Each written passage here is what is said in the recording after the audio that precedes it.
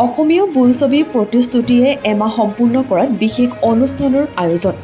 আজি ইলি মাল্টিপ্লেক্সন মনোৰঞ্জনৰ লগতে ড্ৰাগছৰ বিপক্ষে এক সুন্দৰ বতৰালৈ নিৰ্মাণ হোৱা অসমীয়া বোলছবি প্ৰতিশ্ৰুতিয়ে এমাহ সম্পূৰ্ণ কৰাত কেক কাটি বিশেষ অনুষ্ঠান সম্পন্ন হয়। অনুষ্ঠানত এগৰাকী শিশু জোহান সাধন আৰু বিশিষ্ট অতিথি হিচাপে উপস্থিত থাকে এগৰাকী IPS বিষয়াৰ অৰ্ধাংগিনী ববী বৰুৱা। উল্লেখনীয় যে আজি প্ৰতিশ্ৰুতি উপভোগ কৰা প্ৰতিজনকে কেক বুন্দিয়া লাডু বিতৰণ কৰে সাংস্কৃতিক অনুৰাগী প্ৰিয়ংকা ৰয়। নিজা অনুভৱ ব্যক্ত কৰি ববী বৰুৱাই কয় যে আজি তেওঁ তৃতীয়বাৰৰ বাবে প্ৰতিশ্ৰুতি উপভোগ কৰিলে।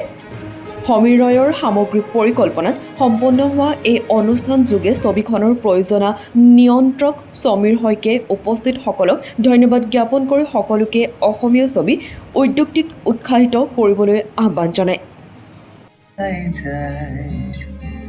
ভাগৰুৱা জীৱন শিঙা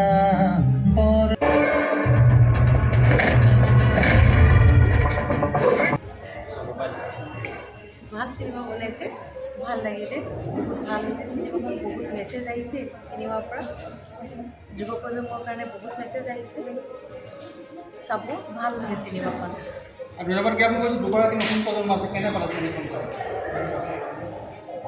ভাল লাগিলে চাই, ভাল লাগিলে, বহুত ভাল লাগিলে। কিন্তু দুবাৰে চাব পাৰে।